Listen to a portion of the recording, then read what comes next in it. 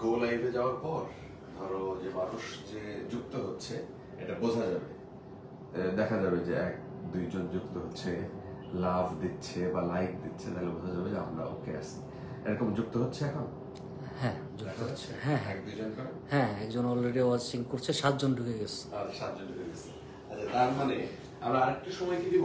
হ্যাঁ হ্যাঁ, আমরা এমনি প্রাইমারিলি আপনাদেরকে বলি যে আমরা ঢাকার অফিসে এখন রাজু ভাইয়ের সাথে এর আগে 2বার আমি আমার পেজ থেকে আসছি এবং আমরা ছিলাম হচ্ছে একদম ক্যাপিটাল হিলের সামনে, ডোনাল্ড ট্রাম্প কয়েকদিন পরে যে পার্লামেন্টে বসবে আর কি, সেই জায়গার সামনে 2বারই ওখানে ছিল। এইবার আমরা ঢাকা অফিসে রাজু ভাইকে পেয়েছি, খুব শর্ট টাইমে একটা ভিজিটে রাজু ভাই ঢাকায় আসছেন। রাজু ভাই বাংলাদেশেই, রাজু ভাইয়ের ছোট থেকে বড় হওয়া এবং ঢাকা বিশ্ববিদ্যালয় থেকে পড়া, তারপরে গিয়ে সেখানে গিয়ে আবার তিনি লতে তিনি মাস্টার্স করেছেন এবং ইমিগ্রেশন ল নিয়ে স্পেশালি তার স্পেশালিটি, এবং বর্তমানে রাজু ভাই সেখানকার একজন অ্যাটর্নি, এনলিস্টেড অ্যাটর্নি।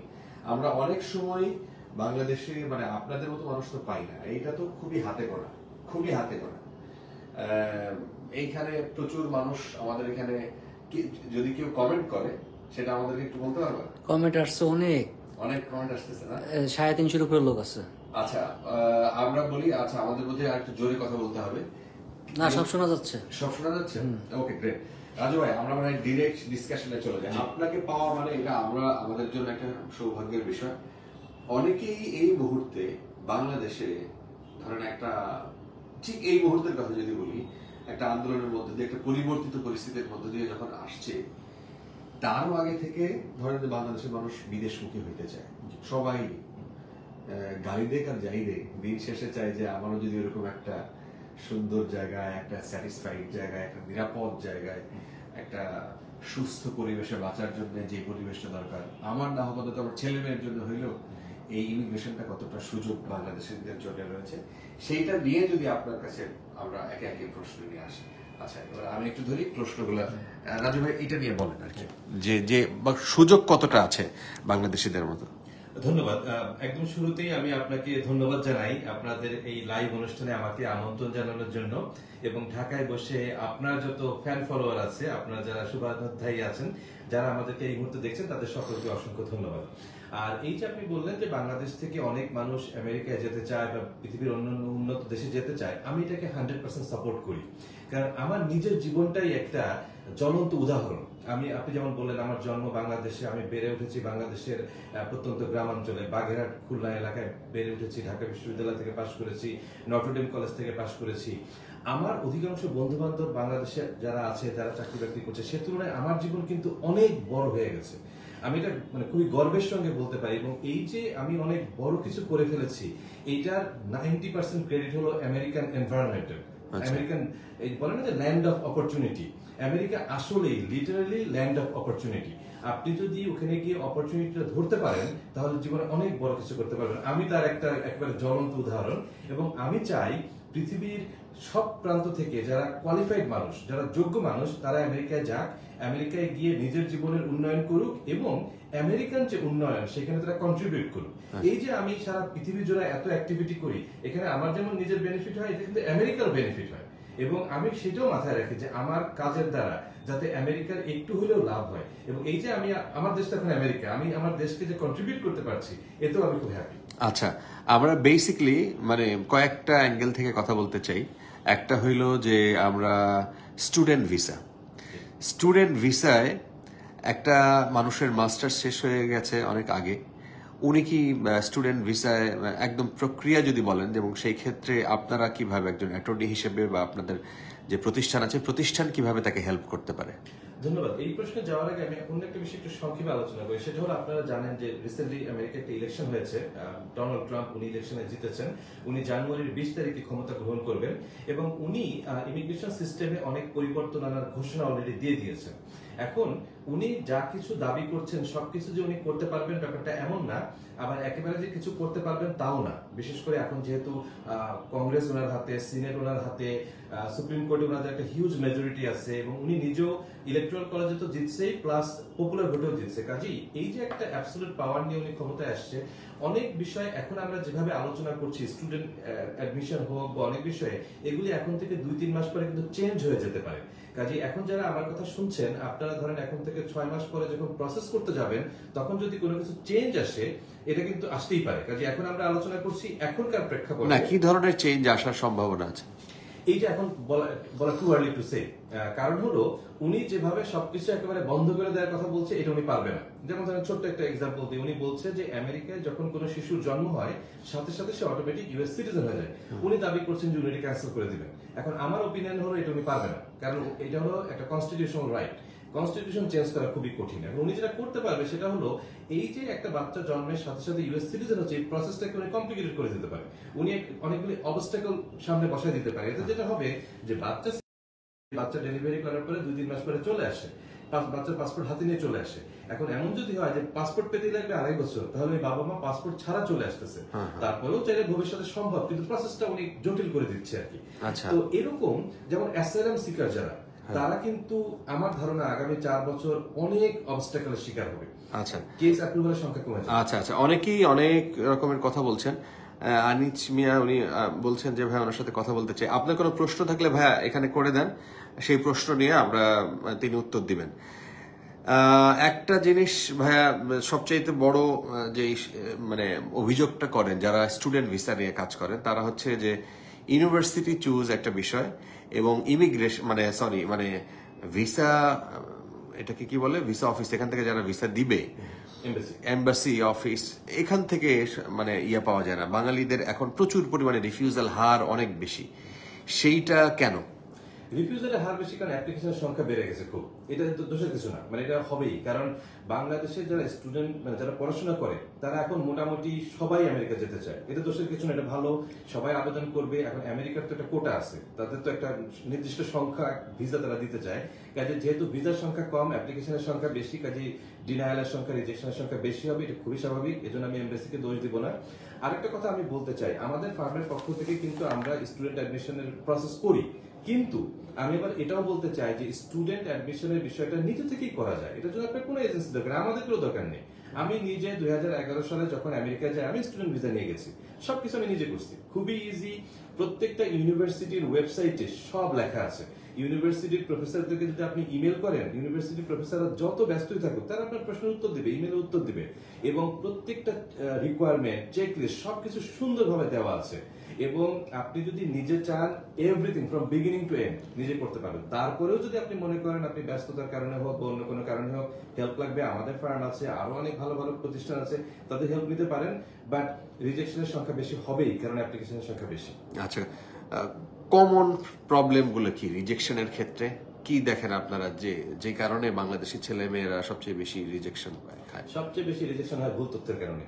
আমাদের ভুল বা মিথ্যা তথ্যের কারণে। আমি মানে উইথ অল ডিউ রেসপেক্ট, আমাদের ঢাকা সহ বিভিন্ন জায়গায় অনেক এজেন্সি আছে, তাদের মাথায় কে যেন কে বুদ্ধি দিচ্ছে যে ভাই আপনি ভুল তথ্য দেবেন, রং ইনফরমেশন দিবেন, দিয়ে আপনি পার পেয়ে যাবেন, এমবাসি লোকজন টের পাবে না। এই বুদ্ধি তাদের মাথায় কে দিচ্ছে, আই হ্যাভ নো আইডিয়া।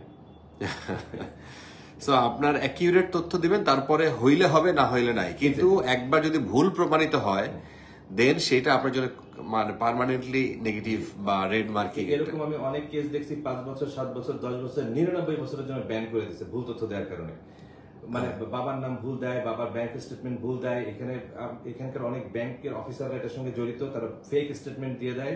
এখন এমবেসি যেটা করে, এমবেসি চেক করার পরেও অনেক সময় তারা হয়তো খেয়াল করে উঠতে পারে না, ঠান্ডাটা একটু বাড়াই দেয়া যায়, তারা অনেক সময় বুঝে উঠতে পারে না, এই জন্য অনেক সময় ভিসা পেয়ে যায়। এমনও আছে আপনি ঢাকা থেকে ভিসা পেয়ে গেলেন, ভিসা পেয়ে আপনি প্লেনে উঠে যখন আমেরিকা গিয়ে ল্যান্ড করবেন, তার আগে আপনার ভিসা ক্যান্সেল হয়ে যায়, এরকম রেকর্ডও আছে। আবার আপনি আমেরিকায় ঢুকলেন, ঢোকার পরে 2-4 রাতে 1 সপ্তাহ থাকলেন, তারপরে ভিসা ক্যান্সেল হয় ভুল তথ্য দেওয়ার কারণে। কাজেই কোনোভাবে রং ইনফরমেশন, ভুল তথ্য, ফেক ডকুমেন্ট, ফেক ইনফরমেশন দেওয়া যাবে না। ভিসা হবে কি হবে না সেটা পরের ক্যালকুলেশন, কিন্তু আপনার নিজের জীবন বাঁচানোর জন্য কোনোভাবেই ভুল তথ্য দেওয়া যাবে না। আচ্ছা, একজন প্রশ্ন করেই যাচ্ছেন বেলাল নামে, যে ভাই উনি বলেছেন, প্রশ্নটা দেখি, অ্যাসাইলাম গ্যারান্টেড হওয়ার চান্স কতটুকু? আচ্ছা, প্রথম কথা হলো আজকে আমরা আলোচনায় অ্যাসাইলাম নিয়ে কথা বলবো না। কারণ হলো, কেন বলবো না সেটা একটু বলি।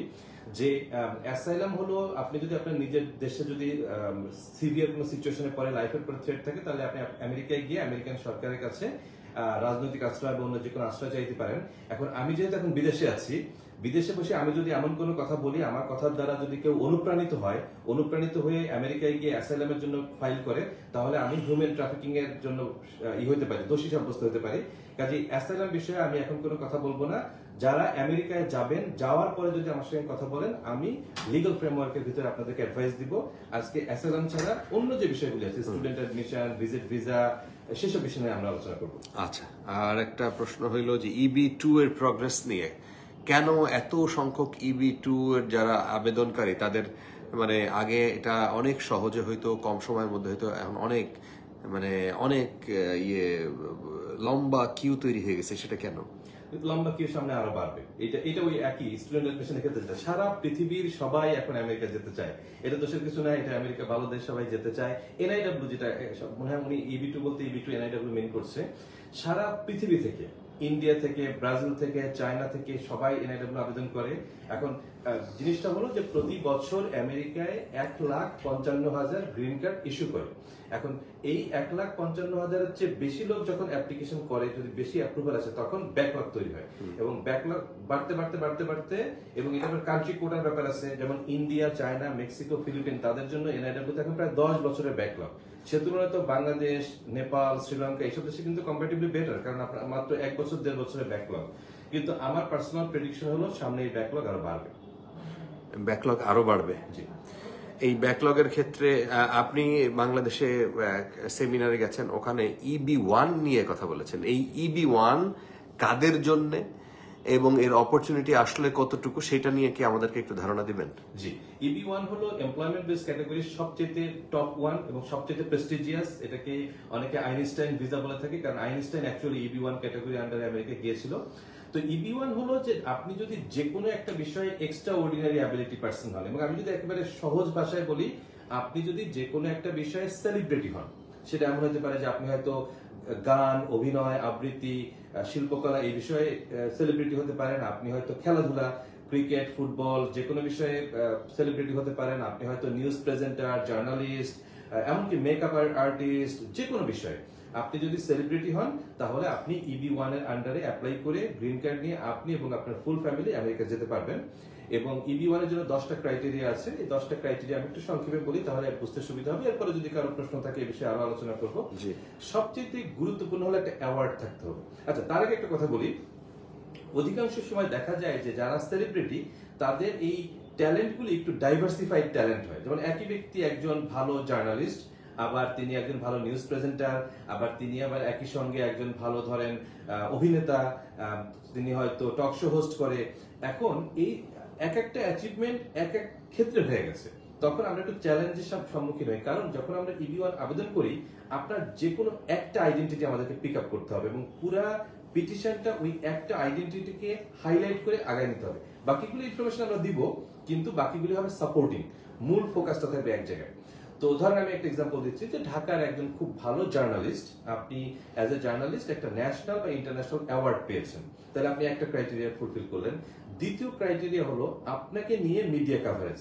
ধরেন এই যে আপনি অ্যাওয়ার্ডটা পেলেন, এরপরে নিশ্চয়ই পত্রিকায় প্রথম আলো, ডেইলি স্টার, সব ভালো ভালো পত্রিকা এটা নিয়ে লেখালেখি হয়েছে, আর্টিকেল এসেছে। একটা জিনিস খেয়াল রাখতে হবে, আপনাকে নিয়ে লেখালেখি হতে হবে। অনেক সময় দেখা যায় যে হয়তো অন্য কোনো একটা বিষয়ে লেখা হচ্ছে, সেখানে জাস্ট আপনার নামটা এসেছে, you are not the focus, তখন কিন্তু আমরা একটু চ্যালেঞ্জের সম্মুখীন হই। নিউজটা হতে হবে আপনি মিস্টার এক্স, আপনি ওই অ্যাওয়ার্ড পেয়েছেন, আপনাকে টার্গেট করে। এটা গেল second criteria, media coverage. Third হলো যে এই বিষয়ে কোনো একটা কম্পিটিশনে আপনাকে জাজ হিসেবে ইনভাইট করা হয়েছিল এবং আপনি জাজ হিসেবে দায়িত্ব পালন করেছিলেন। ইদার আপনি একজন পার্সন ছিলেন অথবা একটা গ্রুপ ছিল, গ্রুপের মেম্বার হলেও হবে। আরেকটা বিষয় হলো, শুরুতে যে কথাটা বললাম অ্যাওয়ার্ডটা একটা কম্পিটিটিভ অ্যাওয়ার্ড হতে হবে। এটা একটা সম্মানসূচক অ্যাওয়ার্ড হলে হবে না, যে আপনাকে একটা সংবর্ধনা দেওয়া হয়েছে সেখানে অ্যাওয়ার্ড দিচ্ছে, এটা হলে হবে না। একটা কম্পিটিশন থাকতে হবে, সেই কম্পিটিশনে একাধিক প্রতিদ্বন্দ্বী থাকতে হবে, তার ভিতরে একটা জুরি বোর্ড থাকবে, জুরি বোর্ড এবং কোন মেকানিজমে আপনাকে চুজ করতেছে সেই সম্পর্কে ইনফরমেশন থাকতে হবে। তো যেটা বললাম, 1 নম্বর অ্যাওয়ার্ড, 2 নম্বর আপনাকে নিয়ে মিডিয়া কভারেজ, 3 নম্বর আপনাকে জাজমেন্টের জন্য ডাকা হয়েছিল, 4 নম্বর হলো যে এই বিষয়ে আপনার লেখালেখি আছে, একাডেমিক লেখালেখি আছে, অরিজিনাল কন্ট্রিবিউশন আছে। তো ধরেন আপনি হয়তো এই বিষয়ে একটা বই লিখেছেন বা আপনি হয়তো কোনো একটা জার্নাল আর্টিকেল লিখেছেন। একটা জিনিস খেয়াল রাখতে হবে, আপনি যদি জাস্ট নিউজ পেপারে ওই যে ওপিনিয়ন যে পেজ থাকে সেখানে যদি লেখেন, এটা সাধারণত ইউএসসিএস গ্রহণ করতে চায় না, আনলেস এই ওপিনিয়নটাও আপনি একটু অথরশিপ সহ লিখছেন, একটু একাডেমিক স্টাইলে লিখছেন, with proper reference, proper citation, এটা যদি দেন দ্যাটস ওকে। কিন্তু একেবারে পিওর ওপিনিয়ন, কোনো সাপোর্টিং এভিডেন্স ছাড়া, কোনো সাপোর্টিং ডকুমেন্ট ছাড়া লিখলে ওটা সাধারণত ইউএসসিএস গ্রহণ করতে চায় না। তাহলে আমরা 4 নম্বর পেলাম। 5 নম্বর হলো যে আপনি এই বিষয়ে ভালো স্যালারি নেন। এখন এই স্যালারি নিয়ে আমরা একটু চ্যালেঞ্জের সম্মুখীন হই বাংলাদেশ বা এরকম দেশগুলির ক্ষেত্রে, কারণ দেখা যায় যে আমেরিকা বা এইসব দেশে আমাদের অনেক স্ট্যাটিস্টিক্স থাকে। যে ধরেন একজন সিনিয়র জার্নালিস্ট আমেরিকার ওয়াশিংটন ডিসির, তার স্ট্যান্ডার্ডের এভারেজ স্যালারি কত, এটা আমরা গুগলে সার্চ দিলে পেয়ে যাই। সেই স্ট্যান্ডার্ডের তুলনায় সে যদি একটু বেশি স্যালারি পায়, তাহলে আমরা বলতে পারি যে উনি ওনার যে পিয়ার কমিউনিটি তার চেয়ে বেশি স্যালারি পাচ্ছে। এখন বাংলাদেশের ক্ষেত্রে সবচেয়ে বড় সমস্যা হলো যে আমরা এরকম কোনো ডেটাই পাই না।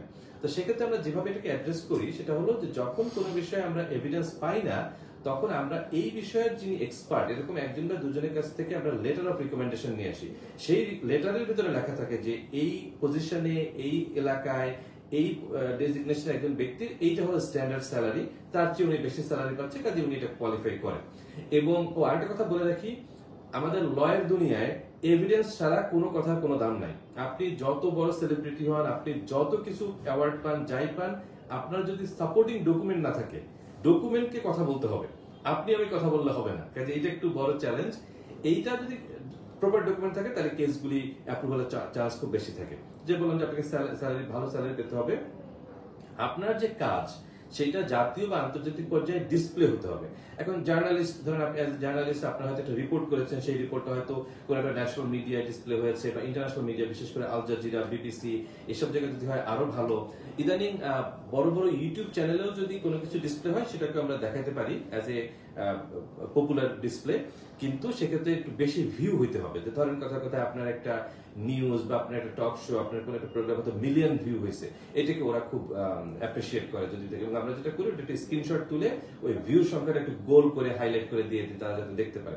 একটা কথা আমাদেরকে মাথায় রাখতে হবে, আমরা কোনো ধরনের অডিও বা ভিডিও ফাইল সাবমিট করতে পারবো না, আমরা শুধুমাত্র প্রিন্টেড কপি দিতে পারবো। সেক্ষেত্রে যদি কোনো লিঙ্ক দিতে হয়, ইউটিউব লিঙ্ক বা কোনো কিছু, এটা জাস্ট ওই লিঙ্কটা উল্লেখ করে, বা অনেক সময় আমরা কিউআর কোড জেনারেট করে দিয়ে দিই, যাতে ওনারা চাইলে মোবাইল স্ক্যান করে দেখতে পারে। আরেকটা বিষয় ভেরি ইম্পর্টেন্ট EB1 এর ক্ষেত্রে, আপনার একটা ওয়েবসাইট থাকতে হবে, পার্সোনাল ওয়েবসাইট। আপনার যেখানে যা অ্যাচিভমেন্ট আছে সব ওই ওয়েবসাইটে থাকতে হবে, এবং এটাকে ভালো SEO করানো থাকতে হবে। মানে হলো এই যে USCIS এর অফিসার, তার কাছে যখন আপনার ফাইলটা যাবে, যখন ফাইলটা পাওয়ার পরে একদম প্রথমে সে যে কাজ করবে, আপনার নাম দিয়ে গুগলে সার্চ দিবে। গুগলে সার্চ দিলে যাতে আপনার ওয়েবসাইটটা সবার আগে আসে এবং সেইখানে সবকিছু থাকবে। এতে যেটা হবে যে ওই ভদ্রলোক, ওনার চেক করার সংখ্যা কমে যাবে, ওনার লাইফটা একটু ইজি হবে, ফলে আপনার অ্যাপ্রুভালের চান্স বেশি হবে। কাজে ওয়েবসাইটটা খুবই গুরুত্বপূর্ণ। আরেকটা জিনিস করতে পারলে ভালো, না করতে পারলে সমস্যা নেই, সেটা হলো যদি উইকিপিডিয়া একটা এন্ট্রি নেওয়া যায়। আমি জানি যে উইকিপিডিয়া এন্ট্রি নেওয়া এত সহজ না, অনেক লোকজন আছে তারা এটা কন্ট্রোল করে, কিন্তু চেষ্টা করে দেখবেন যদি উইকিপিডিয়া একটা এন্ট্রি থাকে, তাহলেও আপনার প্রোফাইলটা অনেক ভালো হয়ে যায়। যেটা বলছিলাম ক্রাইটেরিয়া গুলি। তারপরে আপনি এমন একটা অর্গানাইজেশনের মেম্বার, যে অর্গানাইজেশনের মেম্বারশিপ বাই ইটসেলফ অনেক চ্যালেঞ্জিং, কঠিন, চাইলেই মেম্বার হওয়া যায় না। যেমন ধরেন আমি যদি এক্সাম্পল দিই, ব্রডকাস্ট জার্নালিজমের ক্ষেত্রে, ধরেন হয়তো ঢাকা রিপোর্টার্স ইউনিটি, আমি জানি না তাদের রিকোয়ারমেন্ট কি, আমার ধারণা খুব ইজি, যে কোনো রিপোর্টার গেলেই হয়তো নিয়ে নেয়, তাহলে কিন্তু হবে না। কিন্তু এমন যদি হয় যে ওই ঢাকা রিপোর্টার্স ইউনিটির ভিতরেই যারা সিনিয়র জার্নালিস্ট, যারা খুব কোয়ালিফাইড, তাদেরকে নিয়ে একটা আলাদা একটা এলিট গ্রুপ আছে, আপনি যদি সেই এলিট গ্রুপের মেম্বার হন, তাহলে কিন্তু আপনি এটা কোয়ালিফাই করবেন। এবং সেই এলিট গ্রুপের মেম্বারশিপের ক্রাইটেরিয়া কি, ওটা আমাদেরকে উল্লেখ করতে হবে। এজন্য এমন যদি হয় যে আপনার ফিল্ডে এরকম কোনো গ্রুপ নাই, আপনারা কিন্তু শুরু করতে পারেন।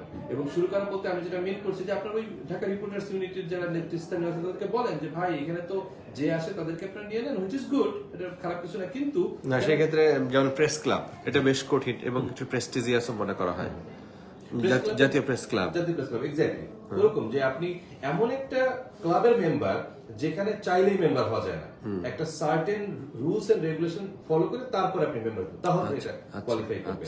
আচ্ছা আচ্ছা, গ্রেট। আমরা কোয়ালিফিকেশন গুলো শুনছিলাম, মানে কি কি করলে EB1 এ অ্যাপ্লাই করা যায়।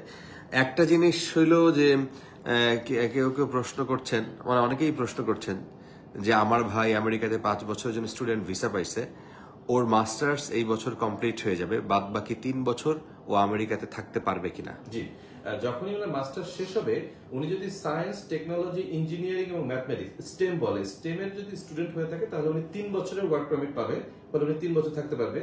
আর উনি যদি নন স্টেম মানে এগুলোর বাইরে হয় তাহলে উনি 1 বছরের ওয়ার্ক পারমিট পাবে, 1 বছর থাকতে পারবে, কিন্তু এই 1 বছরের পরে এক্সটেনশন করা যাবে। আমেরিকায় যে একবার যায়, বিশেষ করে স্টুডেন্ট ভিসা, তার সামনে আসলে অনেক অপশন থাকে। কাজেই শর্ট আনসার টু আপনার প্রশ্ন, আপনার ভাই থাকতে পারবে আমেরিকায়। আচ্ছা, অনেকে বলছেন যে ভাই আমি কিভাবে আপনার সাথে যোগাযোগ করব, সেই ক্ষেত্রে যারা তাদের জন্য কি পরামর্শ? পরামর্শ খুব সহজ ভাই, একটা কথা বলি, আমি আমরা অনেকেই বলে, আমার আত্মীয় স্বজনও কমপ্লেন করে, আমার সাথে সরাসরি যোগাযোগ করতে চায়। আমি আসলে এমন একটা বিজি লাইফ লিড করি, আমার সঙ্গে সরাসরি যোগাযোগ করা এখন অলমোস্ট ইম্পসিবল। আমি এটার জন্য মোটেও প্রাউড না, আমি এই টাইপের মানুষ না। আমি যখন ঢাকায় ছিলাম সারা রাত জেগে ক্যাম্পাসে হাঁটাহাঁটি করতাম। আপনাদের অফিস কোথায় কোথায় আছে? আচ্ছা, অফিস হলো ঢাকায় কারওয়ান বাজারে আমাদের অফিস আছে, এবং আমাদের ওয়েবসাইটে যদি আপনি যান www.rajulaw.com, RAJULAW.com, সেখানে গেলে আমাদের ঢাকা অফিসের ফোন নাম্বার, ইমেল অ্যাড্রেস, যে পয়েন্ট অফ কন্ট্যাক্ট, তার নাম মঞ্জুর মোর্শেদ, তার সবকিছু পেয়ে যাবেন। তাকে রিচ আউট করলে আপনি আমাকে পাবেন। এর বাইরে আমাদের ওয়াশিংটন ডিসিতে আমাদের হেড অফিস, আমেরিকার New York, Atlanta, Los Angeles office আছে। প্রত্যেকটা ব্রাঞ্চের ফোন নাম্বার, ইমেল অ্যাড্রেস সবকিছু ওয়েবসাইটে দেওয়া আছে, সেখানে গেলে আমাকে পেয়ে যাবেন। আচ্ছা, এত কম সময়ের জন্য বাংলাদেশ থেকে কি পরিমাণ মানে স্টুডেন্ট ইয়ারলি, একজন জিজ্ঞেস করেছেন যে তাদের প্ল্যান থাকে তাকে অ্যালাউ করা, ওরকম ফিক্স যে একেবারে ধরেন আমি বলবো যে 13,000 14,000 ওরকম না, তবে রিসেন্ট ট্রেন্ড হলো প্রায় 20,000-এর মতো স্টুডেন্ট প্রতি বছর বাংলাদেশ থেকে যাচ্ছে। আর বাংলাদেশ থেকে মানে এই ডেটাগুলো আবার খুবই কনফিউজিং ডেটা, কারণ হলো মিডল ইস্টে প্রচুর বাংলাদেশি ছেলেমেয়েরা, মানে ধরেন এখান থেকে যাচ্ছে মিডল ইস্টে, সেখান থেকে আবার তারা আমেরিকা চলে যাচ্ছে। তো ওই রকম যদি সেকেন্ড কান্ট্রিগুলিকে আমরা অ্যাড করি তাহলে মোর দ্যান 30,000 স্টুডেন্ট প্রতি বছর আমেরিকা যাচ্ছে যাদের বাংলাদেশি পাসপোর্ট, কিন্তু অ্যাকচুয়াল বাংলাদেশ থেকে যায় অ্যারাউন্ড 20,000-এর মতো। আচ্ছা আচ্ছা, আমার মনে হয় আজকে লাইভ আর আমরা কন্টিনিউ না করি, অনেক মানুষ দেখছেন আমাদেরকে এই মুহূর্তে। আপনাদের সুনির্দিষ্ট কোনো যদি প্রশ্ন থাকে আপনারা আমার কাছেও করে রাখতে পারেন। আবার রাজু ভাই তার ওয়েবসাইটের অ্যাড্রেসটা দিলেন, সো তাদের সাথে যারা যোগাযোগ করতে চান আমার মনে হয় যে আপনারা সহজেই পারবেন, এবং একটু লেগে থাকলে সব সম্ভব। রাজু ভাইয়ের ওখানে আমি এমন গল্প শুনছি যারা আসলে একজন দেখি উনি মাদ্রাসার স্টুডেন্ট ছিলেন, উনি অত শিক্ষিতও না, কিন্তু সে আমেরিকার নাগরিক হয়ে গেছেন, কারণ তিনি এমন একটা ভাবে পিটিশন করছিলেন। তাকে দেখলাম যে উনি ওই দেশের ধর্ম প্রচারের মাধ্যমে সেই দেশের শান্তি ফিরিয়ে আনতে চান। এই ক্যাটাগরিতে উনি ওখানকার সিটিজেনশিপ পেয়ে গেলেন। আমার মনে হয় যে আমরা আজকে এখানে শেষ করে দেই। সবার জন্য শুভকামনা। আমি কয়েকটা ভিডিও ওখানে করে দিচ্ছি কিছু পার্টিকুলার ইস্যুতে। আমার মনে হয় আপনারা পরামর্শগুলো পেয়ে যাবেন, যেগুলো কমন পরামর্শ আপনারা চান। সবার জন্য শুভকামনা।